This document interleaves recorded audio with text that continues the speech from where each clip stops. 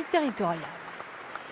À l'occasion du mondial de l'optique qui se tient en ce moment à Paris, ce reportage maintenant sur un marché à la vitalité impressionnante. Jean-Christophe Batteria, Olivier Palomino. Dans la ligne de mire des 900 exposants du mondial de l'optique, un marché de 5 milliards, 70% des humains présentent un défaut visuel. De l'entreprise cotée au CAC 40 à la structure employant 3 salariés, les Français sont parmi les plus en vue. L'inventeur francilien Albert Ouaknin, père de la lampe de chevet miniature, présente une des grandes nouveautés 2012. Les solaires LCD, comme votre écran de télé, elles se teintent avec des impulsions électriques.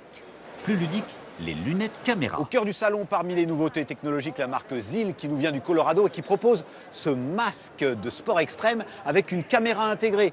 Elle prend des photos, elle filme absolument tout ce que vous voyez en temps réel. Vous avez même un écran de contrôle à l'intérieur du masque pour vous promener au salon, mais surtout pour rendre compte de vos exploits à moto, à ski ou en surf. A l'inverse, les lunettes peuvent se faire grand écran de cinéma, pour le train ou l'avion, à partir d'un smartphone. Comme au cinéma. On est dans le film. Là, il y a un monsieur qui marche sur la Lune.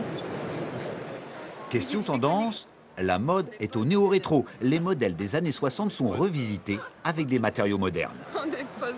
C'était un univers assez fermé, qui était d'ailleurs, je vais dire presque médical, entre guillemets, sauf les solaires, bien sûr. Aujourd'hui, effectivement, les lunettes ont plongé littéralement dans la mode, elles ont plongé dans le design, et on a une créativité absolument incroyable.